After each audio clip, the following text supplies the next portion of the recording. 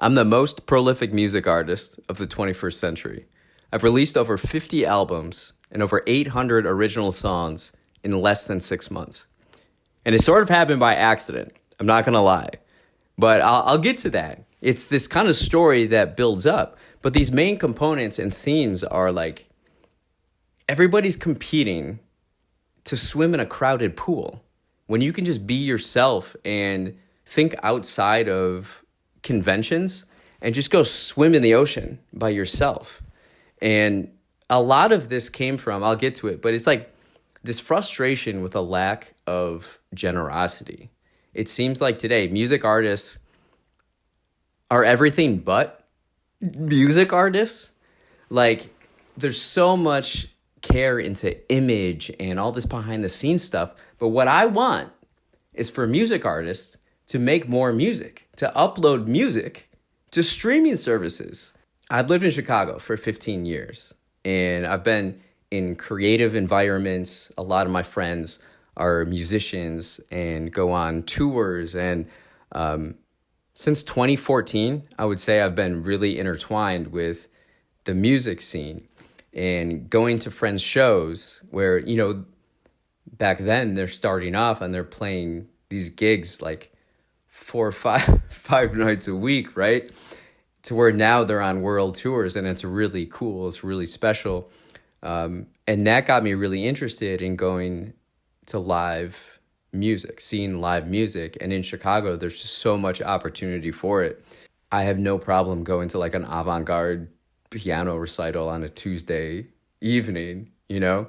And it got to the point where I like live music so much that I'll go to shows and I don't even know the band, but I like to observe and research the demographics of who are there because music is it's such a part of the human experience, like the human phenomenon. It's this expression of ourselves and it allows us to feel loved, to feel just accepted and like we're also a part of something bigger than ourselves.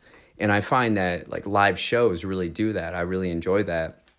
But I've had the privilege of seeing kind of behind the scenes of the music industry. And I've gone on tour and I've recorded documentaries of like in studio with artists that I've been able to develop kind of an interesting perspective with music.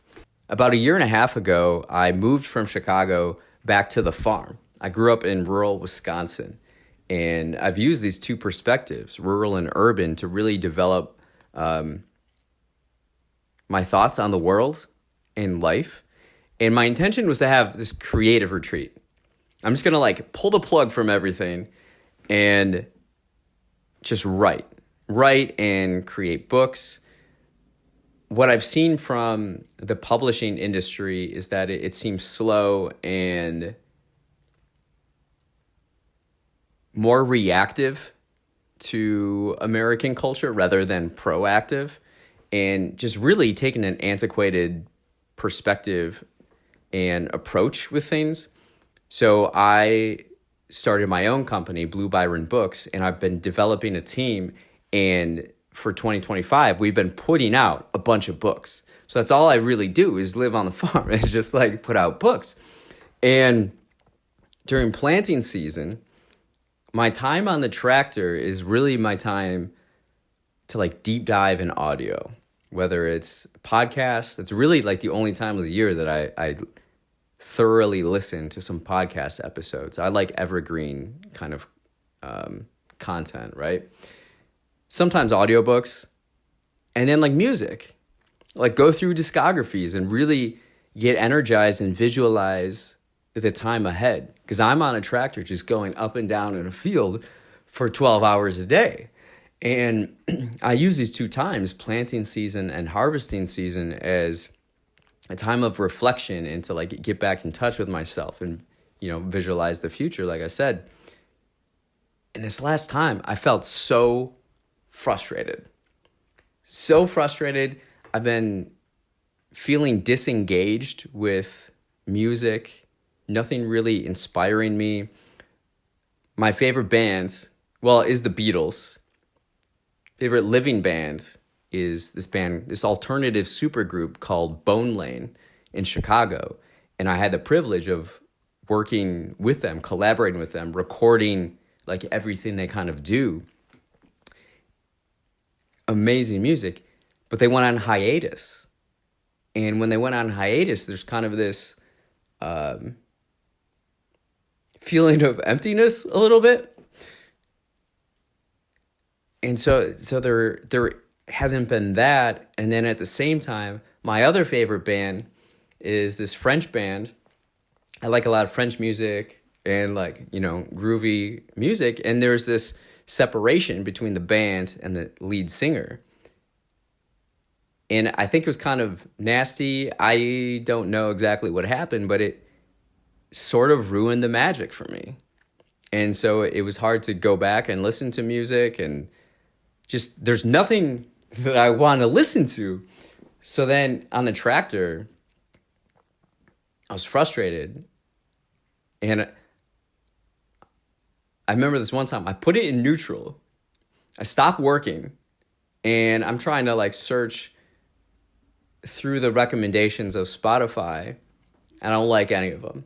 So then I asked ChatGPT, these are my favorite artists, what would you recommend me? So then they recommended me 10. I go through each one then. So I'm riding down the tractor, going through each one. This isn't it. This isn't it. This isn't it. I know what I want to listen to.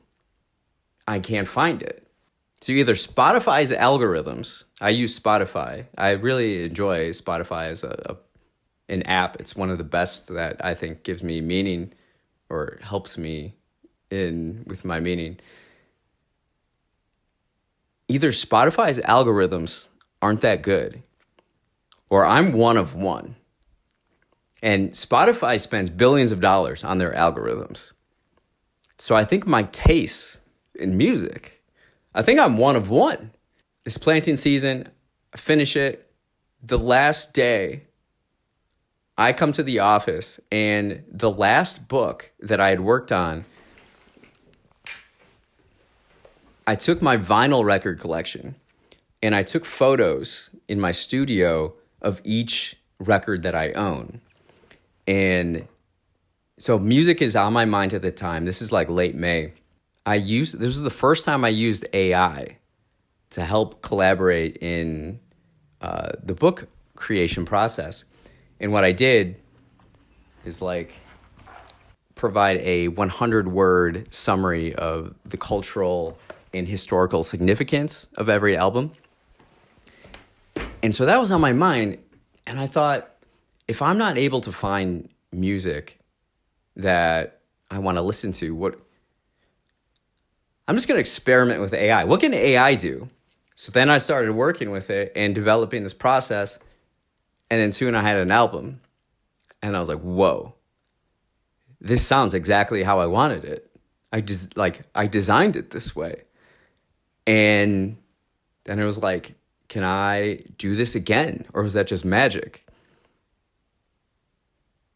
I went through 2 or 3 other sessions to try to get I couldn't figure something out, and with the voices, and but I kept going at it and kept going at it. And making music has been this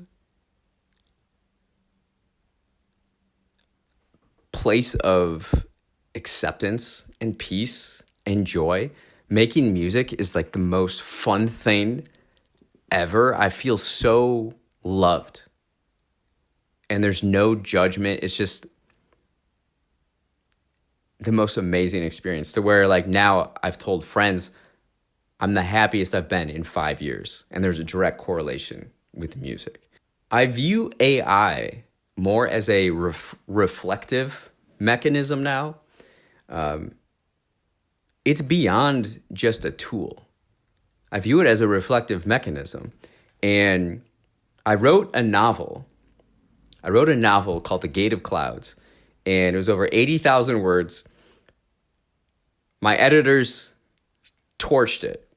But really what it was a novel following these different music artists, because that's the world that I've been in and experienced, is my friends and being part of the music scene. And so I had these characters that were music artists. So then I designed my music with these characters.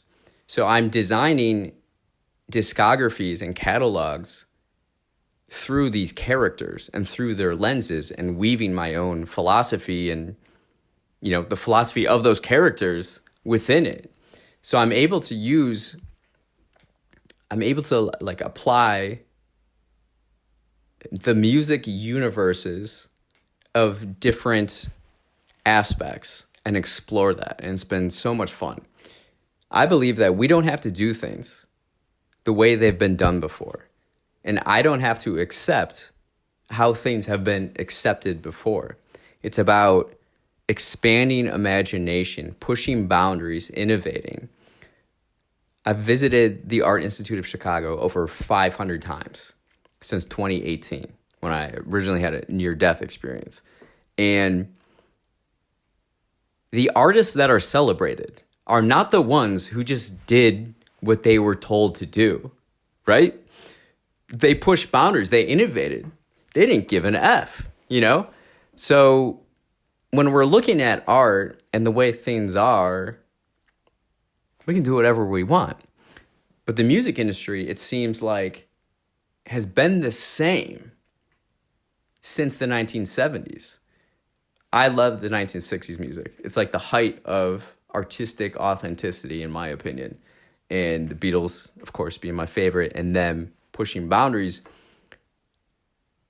It seemed like the art was ahead of profits in terms of priority. And then companies were able to kind of formulate it so that they could be really profitable, and then the art was kind of then filtered through that lens.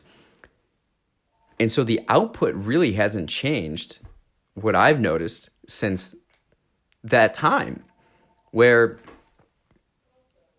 you create an album, you put it out, and then you go on tour. And then you come back, you make another album, then you go on tour and you sell merch and all these different things, right? And that's how it's been. But who's to say it has to be that way? Like, the music industry is so out of touch with fans. They don't know what they want. I go to shows and I'll record the shows, the performances on my iPhone and play them back in voice memos. But everything has to be so polished and like doctored, and it's slowing the process down. I am a very big advocate of the relationship between art and science. And when you look at it from like a physics perspective, there's so much friction in how things are being done that the true art and the true like energy just isn't shining through because of it. And so in my process, it's just lightning velocity, because it's an individual with singular vision, and I just execute. And in terms of cover art, my rule is that I either have to have the image already, or it has to take less than 15 minutes to make. And so each character that I have in different universe has a different aesthetic with it. And of 50 plus albums, there's only 2 album covers that I didn't have. They took place in the French Riviera. So that means I got to go to the French Riviera.